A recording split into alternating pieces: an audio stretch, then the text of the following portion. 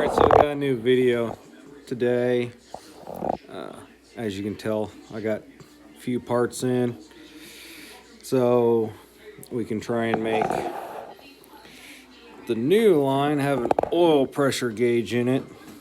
I'll deal with putting that in later, but I thought I'd tell you all something. So here's the old line, and you might be able to tell just by looking at it. You might not, but the old line is quite a bit smaller than the new line. New line came from the parts store. It is a 1/4 inch line, whereas the original line is a 6mm. So the 6mm parts that I have purchased aren't going to work for this.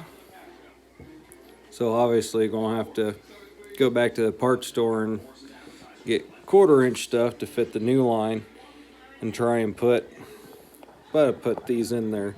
Be putting a T-style in, be putting it over in here. So we'll hook this up right quick and what you see.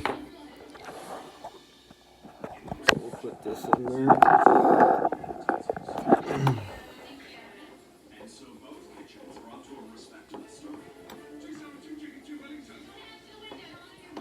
All right, there we go. It's threading in right there. We're just gonna hand tight that. All right, so new line's in there. It's not tightened or anything. That way I have an idea what I'm gonna do.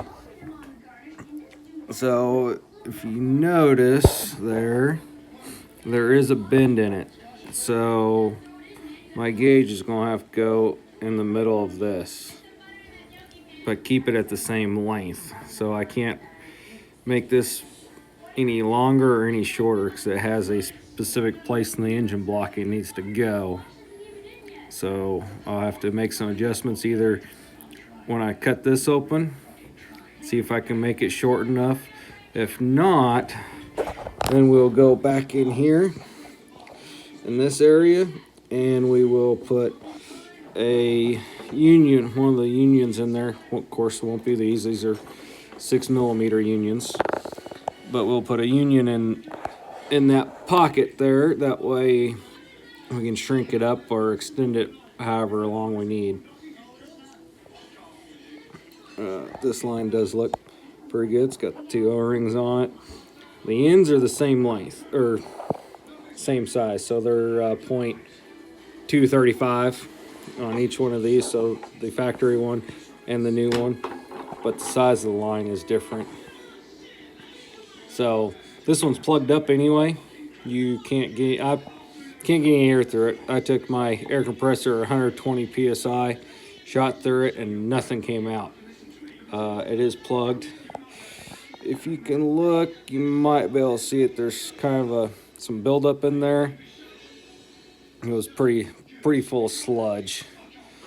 So when this thing overheated, the original one overheated, it pretty well cracked it and burned everything up. I will tell you, before you install your new turbo, you'll want to take off your wastegate valve. Take this wastegate valve off. It'll make it easier getting those bottom holes. As you can see right there, the one right there, they're right in the way of your valve and then the line it runs to your wastegate. So definitely want to remove it. That's why I got the hose off. Took it off that way I didn't have to worry about it. So we are going to have to obviously go to the parts store and try and get some parts and see if we can't make this work. Let's see here. Here we go. So here's the sensor I'm hoping to put in. Still missing a few parts from the gauge that was supposed to come with it that I didn't get. Electronic oil pressure sensor. And I got, of course, the wiring for the sensor. Sadly, I didn't get the wiring for the gauge. I'll finish this up in I'll just show you the gauge, but this piece I'll put another video on. So here's our gauge. It is analog and digital, which I liked. On the downside with it, you can see this kind of threads on there, so it's kind of a pain in the butt. And it didn't come with the plug to power up the gauge and connect the sensor. So I'm working with the company right now to get that taken care of. Just so you know, this is what we got. Came from Amazon.